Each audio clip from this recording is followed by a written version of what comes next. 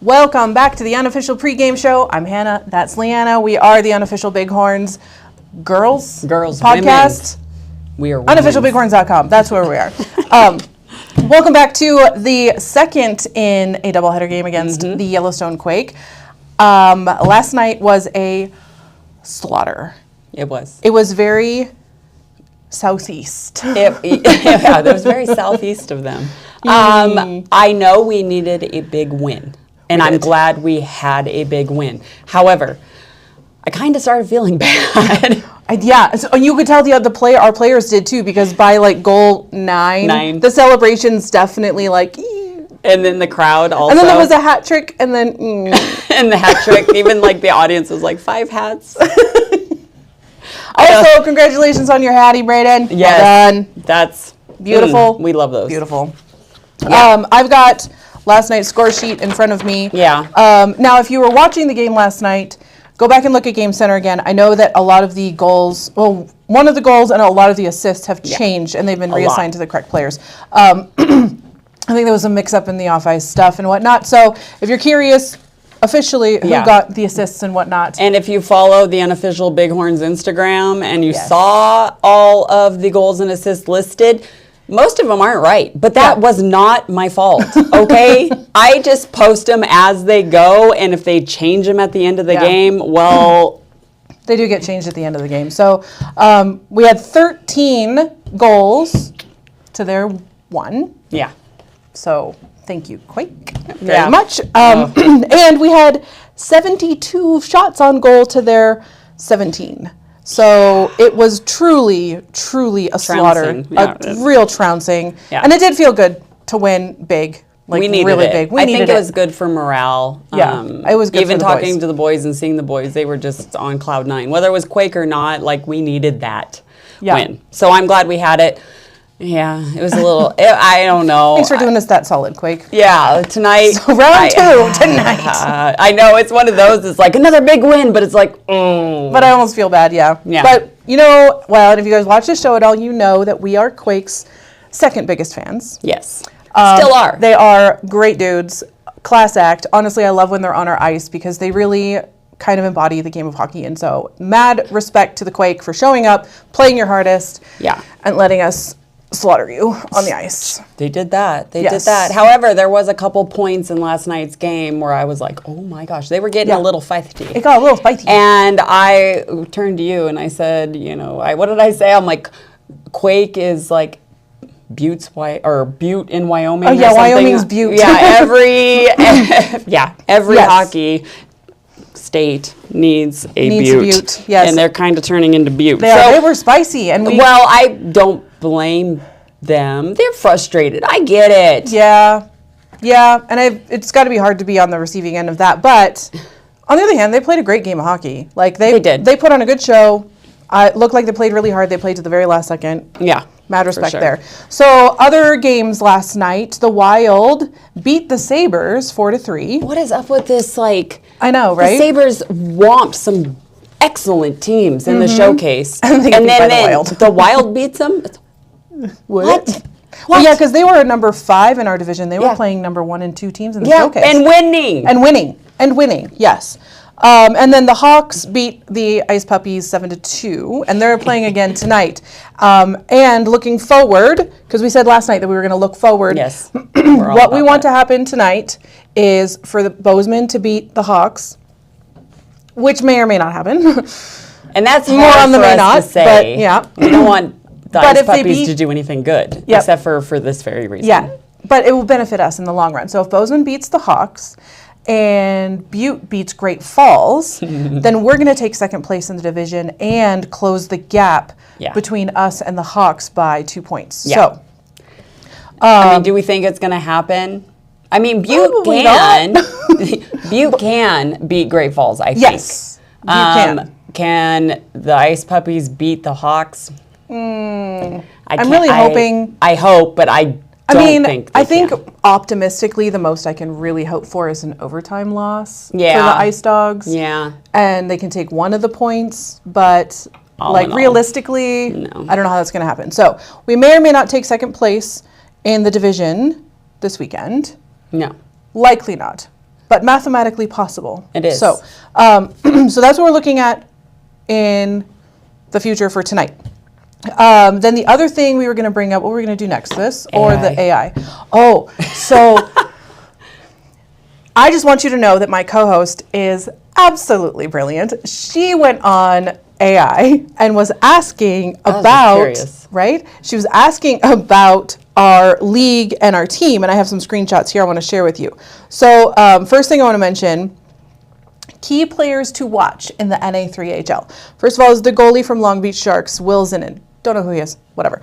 Second player to watch in the entire NA3HL, according to AI, is Caden Feinstein, one of the most productive blue liners in the league. Helen is always a threat, and Feinstein's ability to jump into the play makes them a dual threat team. So Feinstein the forward. AI knows about you. AI is watching you. And then I don't know if that's scary or not. It did predict, though, the Final Four for the Fraser Cup is going to be West Bend Power, Sheridan Hawks, the Lumberjacks, and the Texas Brahmas. Yes, but they did kind of clarify that as of right now, statistically, they think Helena has a 75% chance of making it. So, yeah, we'll see. So we'll see. And then the other thing it brought up, so Helen is a strong contender.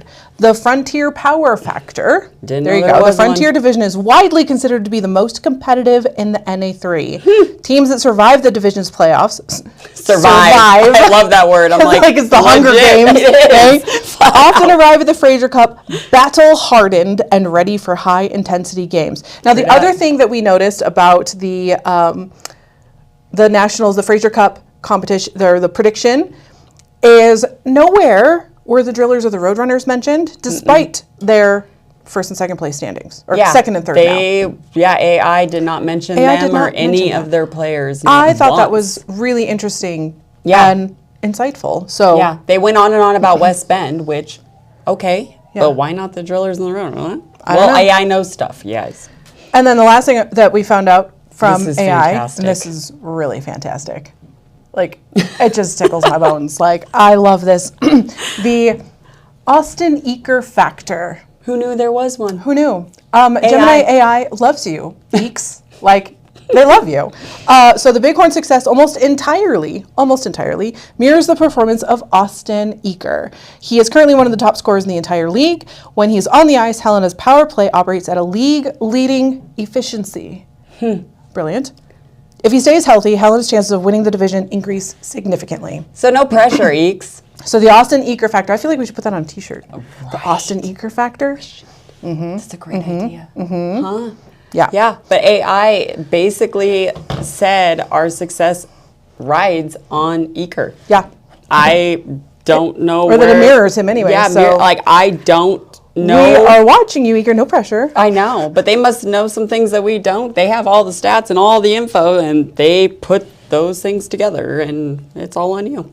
It's all on you and the team and the rest of the team. Yeah, but still, if he stays healthy, mostly like what if he gets sick? What does that mean? Yeah, I know, right? So no suspensions, no mono. So no mono. Don't kiss anybody for the next 5 months. Drinks, no. No sharing drinks.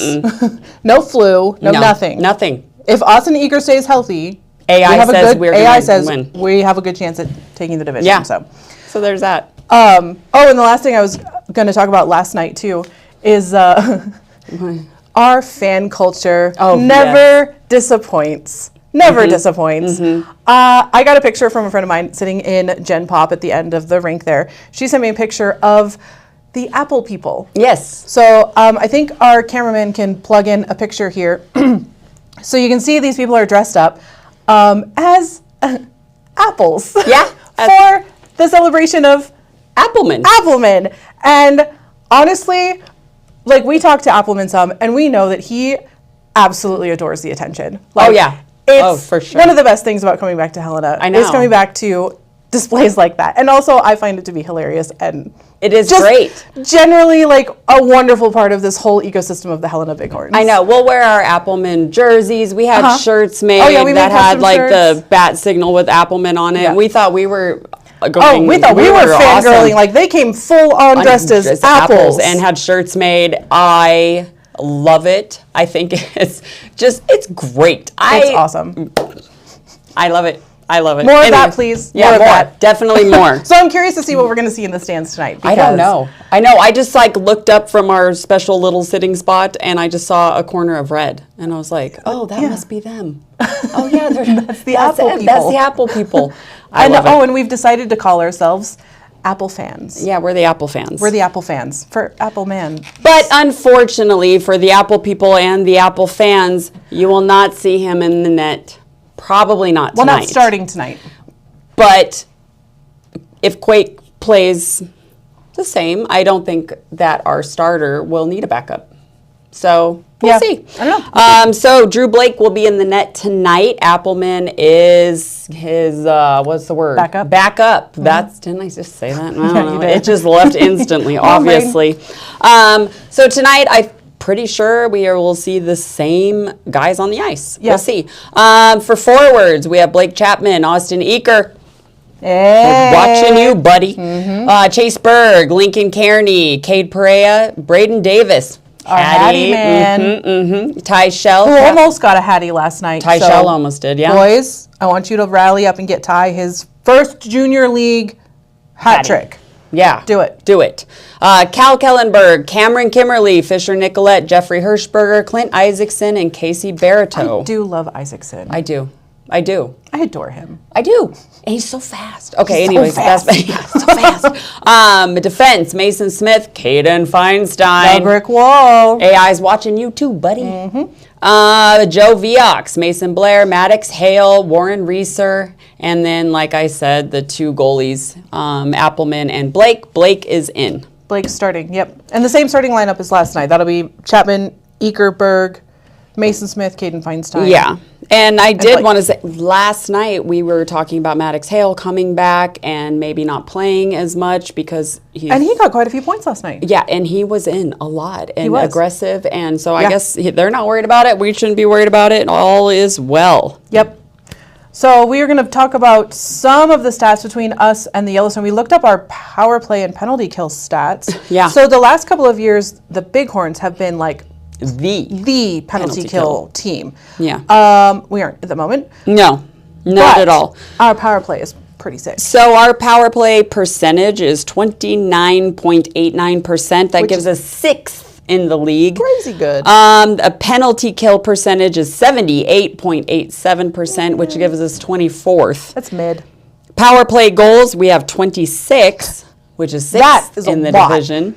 And shorthanded goals, we have 3, which is 18th in the division. So, And the Quake is doing a little better than us on penalty kill percentage, but the rest, okay. they're not. That's for the, okay. So, the Quake power play percentage is 20.83. They're 21st. Penalty kill percentage is 81.90, which is 16th in the league when we're 24th. I don't like that. Yeah. 25 power play goals. And we have 26. What? Okay. What? Whatever. And the shorthanded goals, they've gotten 1. I bet that guy is super proud of that. Oh, absolutely. I mean, I would be. So, Anyways, that's our that was an stats. Interesting stats. Just looking at the teams and our histories and how kind of we've been polar opposites of the division, to see a lot of the stats actually flip the other way or be fairly similar was interesting to us. So we thought we would just bring it up to you guys. Okay. Yeah. So last thing we're going to do is go through, or second to last thing, we're going to do standings, and then we're going to do the schedule coming up so you guys know what's going on. So Frontier Division, there was no shakeup since last night. Hawks are still in first. 32 games played with 23 wins.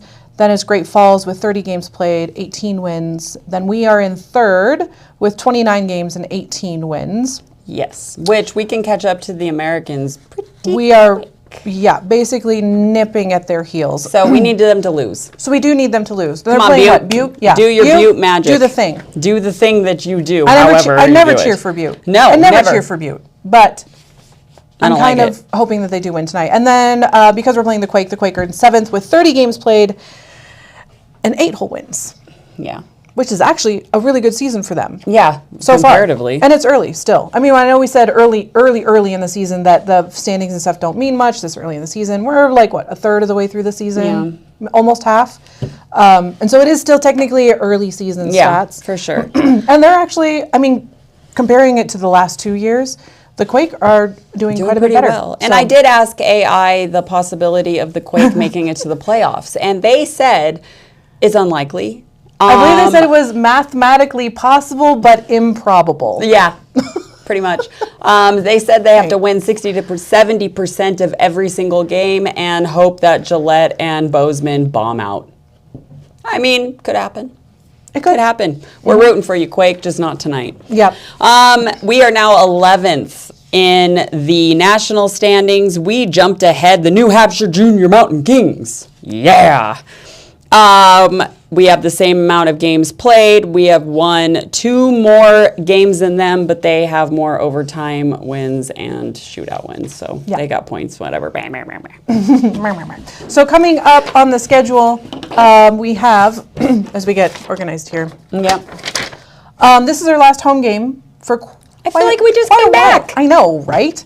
And so don't forget, we do this show at 5:45, streamed live, right before every home game. So next weekend we will be playing Gillette Wild on their home ice, and then the weekend after that is another doubleheader against the Quake in their arena. So we're not going to be home for the next 2 full weekends. Yeah. So it'll be the Wild and then the Quake again, and then So we can watch hockey. We just don't get to come to hockey unless you travel. I'm not wanting to travel to Wyoming. Going to Wyoming. No. No, ma'am. Nope. No, thank you. Nope.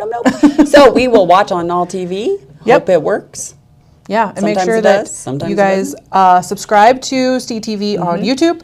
And don't forget that they stream all of the youth hockey games, except for the House League, on this YouTube channel. So make sure that you are subscribed, turn on your notifications, tell grandmas and aunts, uncles and nieces and nephews and step cousins and everyone else that they can watch your kids play hockey, which is a really unique thing to offer Steed. And it's free. It's free on YouTube. Yeah. So please definitely subscribe, and then you will also get the notifications when we go live before every home game. And go find us on unofficialbighorns.com. Leave us a 5-star review on Spotify. We have a couple of bad reviews, and I'm pretty sure I know who it was. And so I need the Bighorns fan base to come out strong for us and up our star rating because, we're really good at this. Yeah. When we do it. Yeah, when we do it. We're a little behind. But we are official, Yeah, the holidays. We have the interview we did with Sean Podine, the former NHL player, the former Legion of Doom member. Yeah, so definitely go watch that. It was fun. On the Philadelphia Flyers, and it was a really cool interview. So that's up on our Spotify. Teams. He played 699 games. 690, and he was scratched for his 700th, and he didn't say anything because he's just not that kind of guy, he said. I would have been like, my Wikipedia page is my priority, and I wanted to say even 700, but he's a really humble guy, so it's great. Definitely go watch it. But yeah, go watch our interview, 5-star review on Spotify, please. Yes. Subscribe, do all the things, like, comment, etc. You guys know how this works. I don't need to tell you what to do. Yeah. You know how it works. And we will see you guys in the rink. Yep. And remember, horns are always up. Always up.